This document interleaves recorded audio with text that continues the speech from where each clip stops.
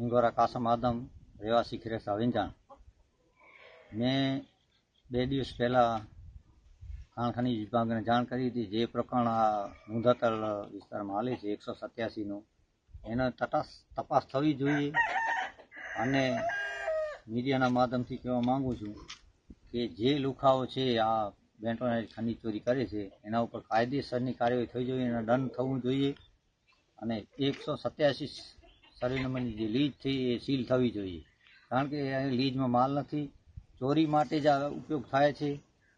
બીજ ગયા વર્ષે પણ આ લીજમાં માલ નાખતા હતા। 147 સર્વે નંબર ખીરસરાના ચોરી કરીએ અને આ 187 સર્વે નંબરમાં નાખતા હતા।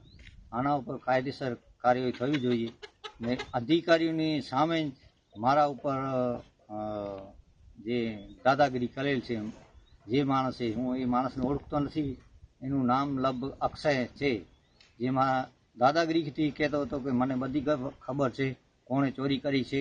તો આવા દાદાગીરી કરનારા તત્વો સામે કડકમાં કડક કાર્યવાહી કરવી જોઈએ અને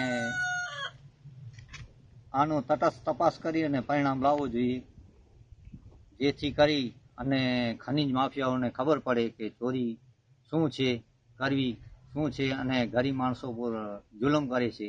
જે હું માલધારી પણ છું, આના ત્રાસથી અમે સીમાડામાં રહી શકતા નથી, માલ ઢોર નાખીને ચારી શકતા નથી, રાતના કોઈ પણ અમે અવર જવર કરી શકતા નથી, રાતના બધી જગ્યાએ રસ્તા બંધ કરી નાખે છે।